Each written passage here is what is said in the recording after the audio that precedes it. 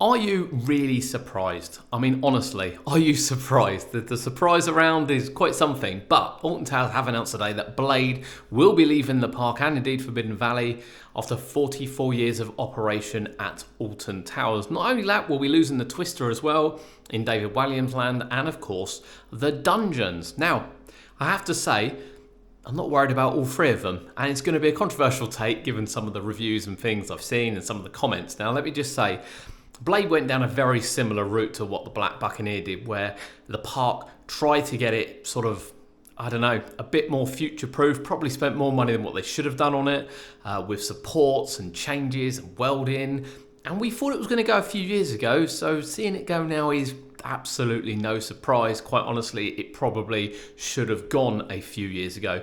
Difference is, of course, Black Buccaneer was replaced fairly quickly with Blue Barnacle. If you take the weld situation out of it, it was fairly quickly, whereas the Blade is unlikely to be replaced anytime soon. That said, we do have a ship-sized hole in the middle of Forbidden Valley, which is going to ruin very slightly the brand new top spin coming for next year.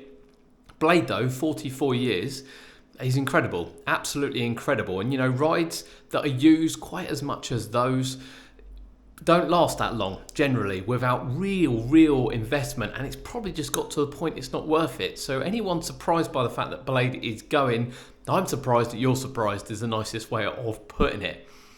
Now then, we've got two other attractions gone as well. Last time we were at the park, we did say about the dungeons. It was quite clear, all the signage had been taken down, that it wouldn't be coming back. And this one for me is probably the most disappointing in terms of the use of building. The dungeons was never going to work at Alton Towers.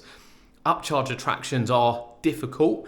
You find that with parks, probably more around go-karts and things. I mean, you look at Portland's Park, removing go-karts. You look at Pleasurewood Hills, used to have go-karts. A lot of theme parks used to have upcharge go-karts that just aren't financially viable to keep. And the dungeons come straight under that. It doesn't matter what brand name it's got attached to it. It's a lot of money to go and do. The other thing is as well, I think with the dungeons and Alton Towers, is that I think at other parks, perhaps Fort Park, it might have worked. And it might have worked due to the flow of people and the location of the park. Me, myself, I go to Alton Towers. It's about 4 hours away.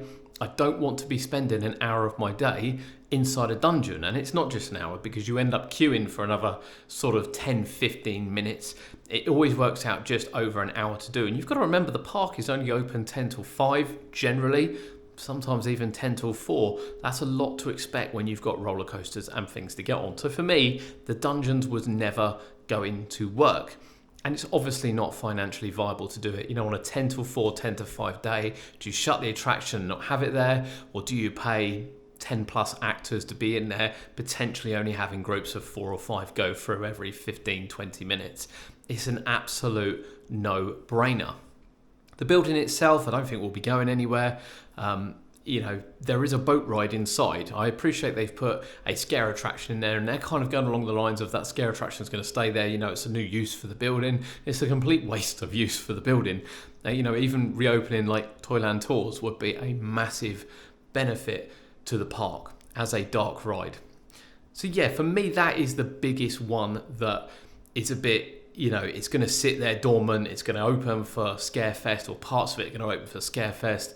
And there's this ride system inside that's not being utilised. And then, of course, we have the Twister. Now, they refer to the fact that the retro rides were bought in 2021. Of course, they were. We've had various carnations of them. And, of course, the Twister was bought in at the same time, although not classed as retro rides. It is worth remembering that it was hired. It's hired. The park don't own that Twister. They've never owned that Twister, much like they didn't own any other rides. They were hired. They were hired from... I won't say they were hired from, but they were hired and they were leased through. And we know this because we've spoken to people that had it. You know, the Funk and Fly, the Super Trooper has been on the South Coast all year. All year long it's been at Clarence Pier. It's now at Stoke-on-Trent, but it's been there all year long. And we've seen other people as well that have worked with these. And, you know, Towers paid quite a lot of money to have them in, and they did it for capacity. But again, arguably, it's not cost effective to do so. It's not cost effective for them to waste their money hiring these rides in. And, you know, the Fandango, whatever it was called, is just not a crowd pleaser. It's just not a crowd pleaser. You never see it with a queue. You never see people clambering to get on it. And again, when it comes down to hiring it for another year for, approaching a six-figure sum, sometimes over a six-figure sum, what's the point? What is the point of doing so for that? So yeah, there's a lot of people saying it's going to hit capacity. I don't remember last time I saw Blade with a queue. I don't remember last time I saw the Twister with a queue. I don't remember anyone ever queuing outside of the dungeons. And yet we are getting a new top spin. So it's very, very rare that I will jump in and defend Alton Towers. However, I think maybe we're thinking a little bit over the top with this one. Now, yes, it is going to look a bit of an eyesore. I would imagine the Twister site will just be a bench. The dungeons probably won't be painted over to make it look like anything. And of course, there will be a boat-shaped hole. But we've got to have faith in a potential Huss deal that we are going to get other rides. I think particularly, I would imagine X Sector will probably get the flat ride next. And it is a project. The Huss top spin is a massive start. So do I think it's a bad thing? No, I actually don't. I can understand people's nostalgic towards the pirate ship. Not the other two, to be honest with you, but I think actually it's a smart decision. At the end of the day, all of the parks have to cut their cloth. There's no doubt about it. And it's not just Merlin doing it. All the parks need to cut their cloth and they need to think sensibly in saving money. Those free attractions save money and don't really take anything from the lineup of Alton Towers. So yeah, anger aside from everyone, take a deep breath, have a little think. Are you really going to miss these rides? I don't remember the last time I rode Blade, to be honest with you. I've ridden the Twister once. It was god awful because it's a funfair ride and they're not obviously going to run it like a funfair because they will put extra pressure on it. And the Dungeons was good. It was good. I always felt a little bit shortchanged when I come out. Leave your comments below though. Leave your comments below. Just have a little think about it. We've got a brand new thrill ride coming in, one that's custom built. Into the setting of the park rather than just dumped there like a fairground ride. They've put real care and attention into it. Ignore the space for the moment. Are you really going to miss those rides?